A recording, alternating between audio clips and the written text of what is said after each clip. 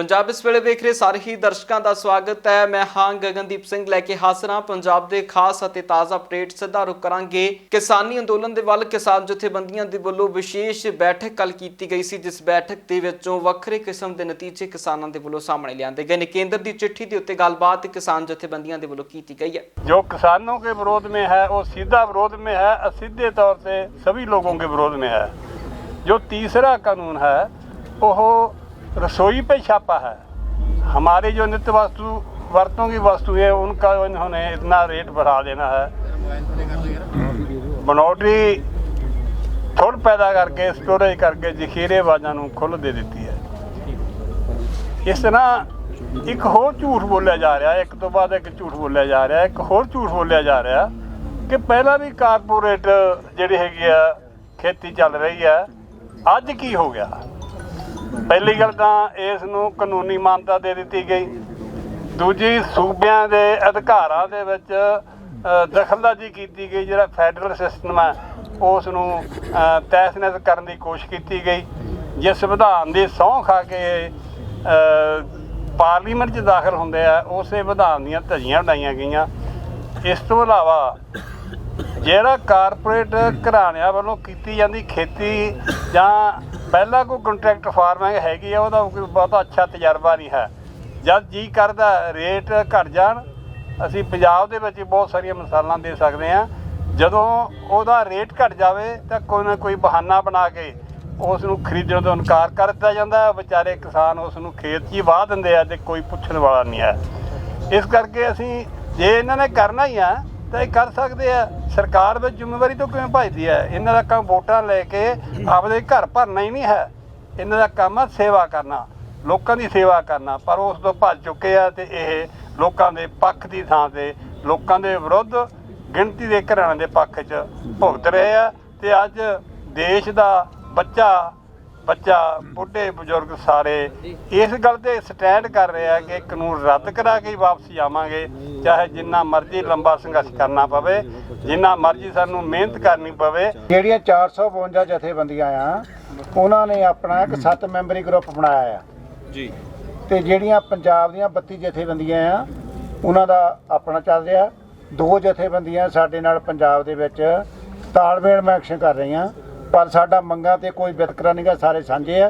हुण जदों असीं जाने आ ते 5 मैंबर सेंटर वाले जांदे जिहड़े इलैक्टेड आ सारियां जथेबंदियां वालों भारत भर दे, ते उहदे विचों 2 पंजाब दे आ, डल्लेवाल साहब ते राजा साहब।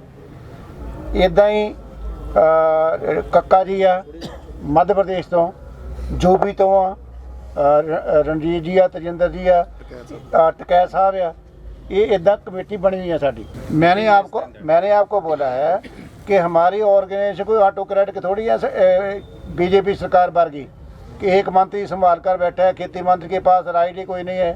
5 मिनट की किए हैं तो खेती मंत्री को 10 मिनट बाद पूछना पड़ता है कि मैं क्या बोलूँ क्या ना बोलूँ। ये कोई कैबिनेट थोड़ी है। हमारी ऑर्गेनाइजेशन डेमोक्रेटिक है, हम मीटिंग करते हैं, मीटिंग में जो बहुत सहमति का फैसला होता है वही लागू करते हैं। नहीं, हम रिपील के बगैर मानने को तैयार नहीं है। मैंने पहले बोला है कि कानून पास करना ही उनके प्रीव्यू में नहीं है। ये स्टेट सब्जेक्ट है, एग्रीकल्चर और मार्केटिंग, ये स्टेट सब्जेक्ट है। उधर आम आदमी पार्टी के आगू अमन अरोड़ा के वलों भी चंडीगढ़ के विच प्रैस वार्ता की गई है, जिस प्रैस वार्ता के दौरान उन्होंने भाजपा के वलों वंडे गए किसानों को पैसे के उत्ते टिप्पणी की। उन्होंने कहना सी कि लगातार भाजपा अजिहे काम कर रही है जिस दे नाल किसानों तो ध्यान भटकाया जा सके।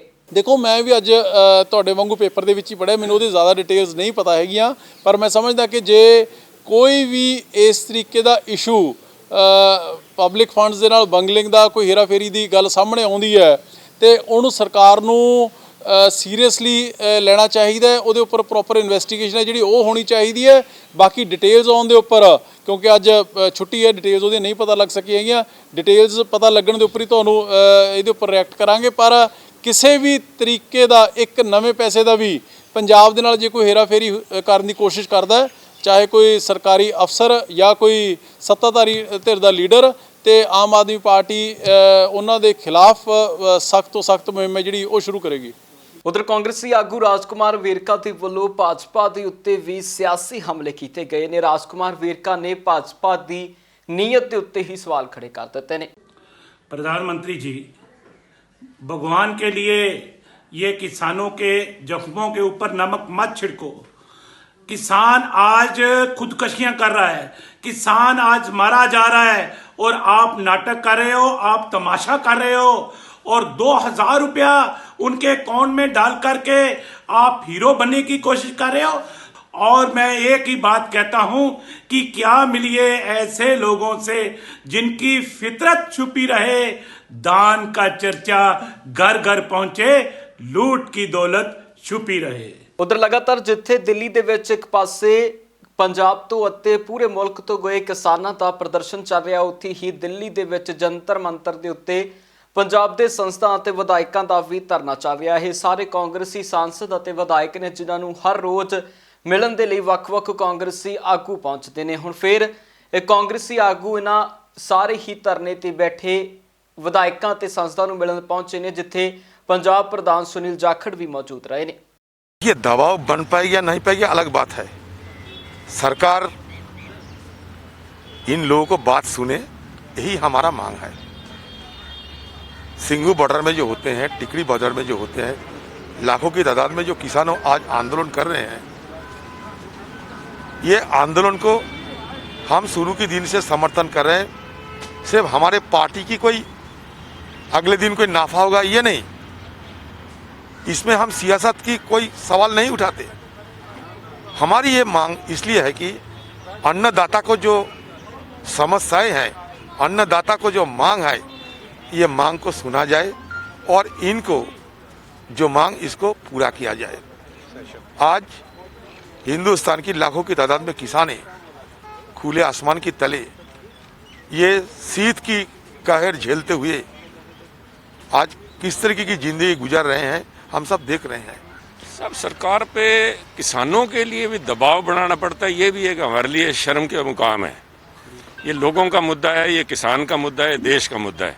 अगर इस मुद्दे पे भी मोदी साहब की आंखें नहीं खुलती और कान नहीं खुलते तो मैं समझता हूँ लोकतंत्र का ये मजाक बना रखा है मोदी साहब ने।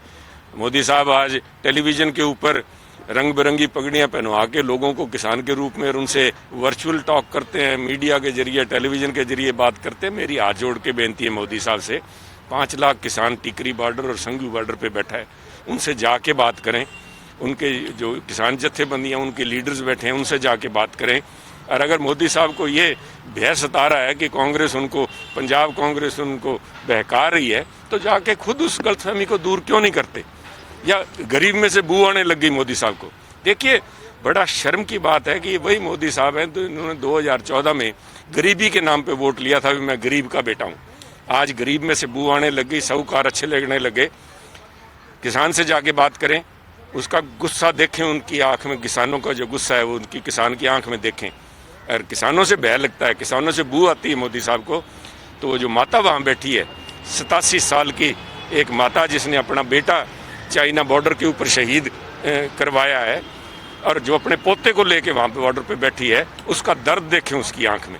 मैं समझता हूँ मोदी साहब अगर वहाँ सिंगू बॉर्डर पे जाके उस माता से मिलेंगे तो उसकी आंख देख के वो अपने आप के अंदर जलालत महसूस करेंगे और इन काले कानूनों को खुद फाड़ेंगे। उधर पंजाब के ਵੱਖ-ਵੱਖ ਹਿੱਸਿਆਂ ਦੇ ਵਿੱਚ ਚੰਡੀਗੜ੍ਹ ਦੇ ਸਮੇਤ ਭਾਜਪਾ ਦੇ ਪ੍ਰੋਗਰਾਮਾਂ ਦਾ ਵਿਰੋਧ ਕੀਤਾ ਗਿਆ, ਕਿਉਂਕਿ ਭਾਜਪਾ ਦੇ ਵੱਲੋਂ ਅਟਲ ਬਿਹਾਰੀ ਵਾਜਪਾਈ ਦੀ ਜਨਮ ਸ਼ਤਾਬਦੀ ਮਨਾਉਂਦਿਆਂ ਹੋਇਆਂ ਵੱਖ-ਵੱਖ ਜਗ੍ਹਾ ਦੇ ਉੱਤੇ ਪ੍ਰੋਗਰਾਮ ਕੀਤੇ ਗਏ ਸੀ, ਜਿਨ੍ਹਾਂ ਪ੍ਰੋਗਰਾਮਾਂ ਦਾ ਸਖਤੀ ਦੇ ਨਾਲ ਕਿਸਾਨ ਜਥੇਬੰਦੀਆਂ ਦੇ ਵੱਲੋਂ ਵਿਰੋਧ ਕੀਤਾ ਗਿਆ।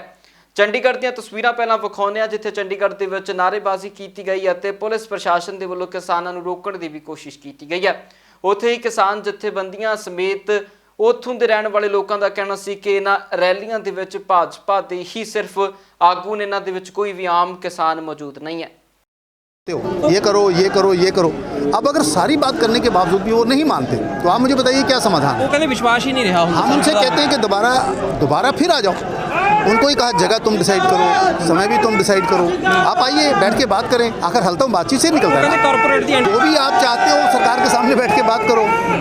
आए हुए 6 महीने हो गए कानून को, कितने लोगों की ज़मीन चली गई है, कितनी जगह कारपोरेट आ गए हैं, बताइए ना कहाँ आ गए। सिर्फ एप्रीहेंशन पे हम घर से चलने लगे, रास्ते में गाड़ी का पंक्चर हो जाएगा तो क्या होगा, रिप्लेस होगा तो क्या हो जाएगा, ऐसा थोड़ा चलता है। नहीं, उनका अधिकार है, लोकतंत्र में सबका अधिकार है पीसफुल प्रोटेस्ट करने का, हमने कभी रोका थोड़ा। लोकतंत्र में पीसफुल प्रोटेस्ट करने का सबका अधिकार है, उसमें हमें कभी किसी को। देश की जो सरकार है पिछले 6 सालों में उन्होंने लगातार जो है किसानों के हितों की बात की है, किसानों के हित में निर्णय लिए हैं। आज देश का जो कृषि बजट है वो 6 गुना बढ़ गया है और लगभग 1,35,000 करोड़ रुपए का बजट कृषि पे जो है वो 6 गुना बढ़ाकर 2013-14 के कंपैरेटिवली आज सरकार कर रही है। और ये पहली बार ऐसा हुआ कि देश का कोई प्रधानमंत्री जो है किसानों का वाकई में भला चाहता है, उनके हित के लिए काम कर रहा है। आज तक हमने यही सुना था कि किसानों को मुआवजे का चेक मिला है, किसी को 1 रुपए का, 2 रुपए का, 5 रुपए का, और किसान की बेइज्जती की जाती थी। आज पहली बार ऐसा हुआ कि देश का प्रधानमंत्री स्वयं कह रहा है कि हमारे जो किसान हैं, अन्नदाता हैं, उनको हम हर एक के खाते में अगर साल भर में 3 बार 2,000 रुपये डालेंगे। और आज 7वीं किस्त जा रही है, 9 करोड़ किसानों के खाते में जो 18,000 करोड़ रुपए डाले जा रहे हैं, उससे पूरे देश का जो असली किसान है वो बहुत प्रसन्न है, प्रधानमंत्री का धन्यवाद कर रहा है। और अब देखिए इस कार्यक्रम में भी आप देख रहे होंगे गाँव के लोग बहुत बड़ी संख्या में पहुंचे हैं। वो सब ये चाहते हैं कि हमारे प्रधानमंत्री जो काम कर रहे हैं, कृषि के क्षेत्र में जो काम चल रहा है, ऐसा पहली बार हुआ है कि जो किसान तक जो उसका लाभ पहुंच रहा है। ਉਧਰ ਪੰਜਾਬ ਦੇ ਵਿੱਚ ਵੀ ਭਾਜਪਾ ਦੇ ਆਗੂਆਂ ਦਾ ਕਈ ਥਾਵਾਂ ਦੇ ਉੱਤੇ ਵਿਰੋਧ ਕੀਤਾ ਗਿਆ। ਹੁਸ਼ਿਆਰਪੁਰ ਦੇ ਵਿੱਚ ਭਾਜਪਾ ਦੇ ਸੰਸਦ ਮੈਂਬਰ ਸੋਮ ਪ੍ਰਕਾਸ਼ ਦਾ ਵਿਰੋਧ ਹੋਇਆ, ਜਿਸ ਦਾ ਵਿਰੋਧ ਕਰਦੇ ਹੋਈਆਂ ਕਿਸਾਨ ਜਥੇਬੰਦੀਆਂ ਦੇ ਆਗੂਆਂ ਨੇ ਇਸ ਮੌਕੇ ਦੇ ਉੱਤੇ ਨਾਅਰੇਬਾਜ਼ੀ ਵੀ ਕੀਤੀ ਅਤੇ ਖੇਤੀ ਕਾਨੂੰਨ ਵਾਪਸ ਲੈਣ ਨੂੰ ਲੈ ਕੇ ਵੀ ਉਹਨਾਂ ਨੇ ਨਾਅਰੇਬਾਜ਼ੀ ਕੀਤੀ ਹੈ। ਦੇਖੋ ਇਹ ਫੈਕਟ ਹੈ ਵੀ ਅੱਜ 18,000 ਕਰੋੜ ਰੁਪਏ ਕਿਸਾਨਾਂ ਦੇ 9 ਕਰੋੜ ਕਿਸਾਨਾਂ ਦੇ ਖਾਤੇ 'ਚ ਪਿਆ। 18,000 ਕਰੋੜ ਉਹਦੇ ਖਾਤੇ 'ਚ ਪੈ ਚੁੱਕਾ ਹੈ, ਉਹਨਾਂ ਦੇ ਬਟਨ ਦੱਬਿਆ, ਉਹਨਾਂ ਦੇ ਖਾਤੇ 'ਚ ਚਲੇ ਗਿਆ। ਇਹ ਤਾਂ ਕੋਈ ਝੂਠ ਦੀ ਗੱਲ ਨਹੀਂ ਹੈ। ਕਿਸਾਨਾਂ ਦੀ ਜਿਹੜੀ ਸਮੱਸਿਆ ਹੈ ਉਹ ਮੈਂ ਪੰਜਾਬ ਤੋਂ ਆ, ਮੇਰਾ ਹੱਲ ਕਰਨਾ ਮੇਰੀ ਜ਼ਿਆਦਾ ਜ਼ੋਰ ਲੱਗ ਰਿਹਾ। ਕਿਸਾਨ ਲੀਡਰ ਰੋਜ਼ ਮੈਂ ਟੈਲੀਫੋਨ 'ਤੇ ਉਹਨਾਂ ਨਾਲ ਗੱਲ ਕਰਦਾ, ਮੇਰੇ ਨਾਲ ਉਹ ਟੈਲੀਫੋਨ 'ਤੇ ਗੱਲ ਕਰਦੇ ਆ ਔਰ ਸਰਕਾਰ ਤੇ ਔਰ ਕਿਸਾਨਾਂ ਦੇ ਵਿਰੁੱਧ ਮੈਂ ਹੀ ਮਾਧਿਅਮ ਉਹਨਾਂ ਦੇ ਨਾਲ ਜਿਹੜੀ ਗੱਲਬਾਤ ਹੋ ਰਹੀ ਹੈ ਮੈਂ ਹੀ ਕਰਵਾ ਰਿਹਾ। ਲੇਕਿਨ ਕਿਸਾਨ ਕਿਉਂ ਨਹੀਂ ਖੁਸ਼ ਹੋ ਰਿਹਾ? ਕਿਸਾਨ ਕਿਉਂ ਨਹੀਂ ਆਪਣੇ ਪ੍ਰੋਟੈਸਟਾਂ ਤੋਂ ਹਟ ਰਿਹਾ? ਓਏ ਕਿਸਾਨਾਂ ਦੇ ਲੀਡਰਾਂ ਨੂੰ ਵੀ ਪਤਾ ਮੈਂ ਕਿੰਨੀ ਕੋਸ਼ਿਸ਼ ਕੀਤੀ ਆ, ਉਹ ਮੈਨੂੰ ਤਾਂ ਰੋਜ਼ ਹੱਸ ਕੇ ਗੱਲ ਕਰਦੇ ਆ ਔਰ ਰੋਜ਼ ਕੀ ਕਰਨਾ ਅੱਗੇ ਕਿਵੇਂ ਕਰਨਾ ਉਹਨਾਂ ਨਾਲ ਮਾਧਿਅਮ ਸਾਡੀ ਗੱਲਬਾਤ ਚੱਲ ਰਹੀ ਹੈ। ਮੈਂ ਹੁਣ ਅੱਜ ਦੱਸ ਨਹੀਂ ਸਕਦਾ ਕਿਸ ਤੇ ਲੈਵਲ ਤੇ ਗੱਲ ਕਰਦੇ ਆ। ਇੱਥੇ ਤਾਂ ਮਨਜੀਤ ਰਾਏ ਹੈ, ਮੇਰੇ ਨਾਲ ਰੋਜ਼ ਗੱਲ ਕਰਦੇ ਆ, ਅਸੀਂ ਕਾਮਰੇਡ ਹੈ ਉਹ ਵੀ ਰੋਜ਼ ਗੱਲ ਕਰਦੇ ਆ, ਇੱਥੇ ਦੇ ਲੀਡਰ ਸਾਨੀ ਉਹ ਵੀ ਰੋਜ਼ ਅਸੀਂ ਗੱਲ ਕਰਦੇ ਆ। ਕਿੱਥੇ ਵਜ੍ਹਾ ਰਹੀ ਵੀ ਗੱਲ ਖਤਮ ਨਹੀਂ ਹੋ ਪਾ ਰਹੀ? ਹੋਏਗੀ, ਬਹੁਤ ਜਲਦੀ ਹੋਏਗੀ। ਉਧਰ ਭਗਵੰਤ ਮਾਨ ਦੀ ਵੱਲੋਂ ਪਾਰਲੀਮੈਂਟ ਦੇ ਸੈਂਟਰਲ ਹਾਲ ਦੇ ਵਿੱਚ ਜਿਸ ਤਰ੍ਹਾਂ ਵਿਰੋਧ ਕੀਤਾ ਗਿਆ ਉਸ ਨੂੰ ਲੈ ਕੇ ਸਿਆਸੀ ਪ੍ਰਤੀਕਰਮ ਸਾਹਮਣੇ ਆਇਆ, ਜਿਸ ਤੇ ਬੋਲਦਿਆਂ ਕਾਂਗਰਸੀ ਆਗੂ ਰਾਜਕੁਮਾਰ ਵੇਰਕਾ ਦਾ ਕਹਿਣਾ ਸੀ ਕਿ ਭਗਵੰਤ ਮਾਨ ਅਜਿਹਾ ਡਰਾਮਾ ਨਾ ਕਰਨ। ਹੋਰ ਕੀ ਕੁਝ ਕਹਿਣਾ ਹੈ ਰਾਜਕੁਮਾਰ ਵੇਰਕਾ ਦਾ, ਸੁਣਦੇ ਹਾਂ। भगवंत मान जी, नाटक बंद करो, ड्रामा बंद करो। आप एक जगह पे केजरीवाल साहब उनको विधानसभा में बिलों को रद्द करते हैं। आज भी वो बिल आपके यहाँ जो पास हुए थे, जो नोटिफिकेशन हुआ था उस बिल का आज भी लागू है। आज भी केजरीवाल ने वो नोटिफिकेशन रद्द नहीं किया, आज भी दिल्ली के अंदर लागू है। आपने प्रोटेस्ट करना है तो सबसे पहले केजरीवाल साहब के दरवाजे पे करो, उसके बाद मोदी के दरवाजे पे करो, क्योंकि आप नाटक कर रहे हो, एक तरफा बात कर रहे हो। दोषी दोनों हैं और एक चौकीदार है और दूसरा सेवादार कहता है।